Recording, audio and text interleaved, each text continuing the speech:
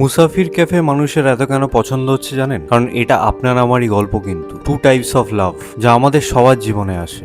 এক রকমের ভালোবাসা, যেন মনে হয় প্রথমবারের জন্য আমরা সবকিছু ফিল করতে পারছি, পৃথিবীতে সব কিছু ভালো লাগছে, মানুষটার প্রত্যেকটা জিনিস পছন্দ হচ্ছে, মানুষটাকে ছেড়ে এক মুহূর্ত থাকতে ইচ্ছে করছে না, মানুষটার প্রত্যেকটা জিনিস মিস করছি। এবং এই মানুষটি জীবনে এমন একটা সময় আসে যখন আমরা সবাই ক্যারিয়ার বিল্ড করছি, মানুষ হিসেবে আমরা গ্রো করছি, আমাদের স্বপ্নের পেছনে আমরা দৌড়চ্ছি, কিন্তু কোনো না কোনো কারণে যখন এই মানুষটা আমাদের জীবন থেকে চলে যায়, তখন আমরা ভেতর থেকে ভেঙে যাই, আমাদের বাঁচার ইচ্ছা কমে আসে, আমাদের যে স্বপ্ন ছিল, যে ডেস্টিনেশন ছিল জীবনে, তার জন্য কাজ করার ইচ্ছাটা চলে যায়। কিন্তু ঠিক সেই সময়ই আরেকটা মানুষ আসে আমাদের জীবনে, যে মানুষটা আসে আমাদের এই ভাঙাচোরা জীবনটাকে জোড়া লাগাতে। সেই মানুষটা আপনার স্বপ্নকে নিজের স্বপ্ন ধরে নিয়ে সেই লক্ষ্যে আপনাকে পৌঁছতে হেল্প করে। এই দু ধরনের প্রেমই কিন্তু জীবনের দুটো ফেজে ইম্পর্টেন্ট, তবেই মানুষ জীবনকে বুঝতে শেখে। কারণ প্রত্যেকটা মানুষের জীবন যুদ্ধ বড়ই জটিল। এই প্রথম ধরনের ভালোবাসাটি জীবন থেকে হারিয়ে গেলেও আমাদের মধ্যে কোথাও না কোথাও একটু হলেও থেকে যায়, এবং সেই প্রথম মানুষটি যদি জীবনে আবার ফিরে আসে একবার, তখন আমরা বুঝতে পারি সেই মানুষটার ভালোবাসাটা আমাদের মধ্যে এখনো রয়ে গেছে,